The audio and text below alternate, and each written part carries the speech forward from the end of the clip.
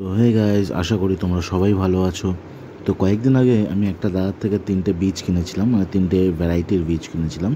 একটা হচ্ছে ব্ল্যাক হক, এটা হচ্ছে ইয়াক সৌদি, আর একটা এটা কোটোর ভেতর দেখতে পাচ্ছ, ওটা হচ্ছে তোমার গর্জি F2। তো এই 3টে অ্যাডেনিয়ামের সিড আমি পারচেস করেছিলাম। তো এইগুলোকেই আমি বসিয়েছিলামও কয়েকদিন আগে, কারণ তখন আমি ভিডিওটা দেখাইনি তোমাদের, কারণ বসানোর সাথে সাথে যে জার্মিনেট হবে না। তো আমি বসিয়েছিলাম নর্মাল কোকোপিট ভিজিয়ে নিয়ে। দেখতে পাচ্ছ এই যে পটগুলো আছে, এগুলো কিছুই না, এগুলো খাবারের সেই বাটিগুলো আর কি, যেগুলো রেস্টুরেন্ট থেকে দেয়।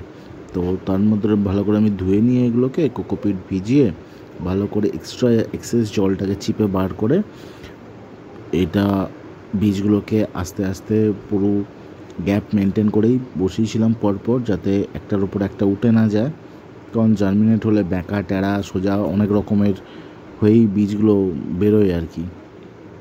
তো এমনিভাবে আস্তে আস্তে বসিয়ে দেওয়ার পর আমি কোনো এক্সট্রা কিছু অ্যাড করিনি কোকোপিটের সাথে।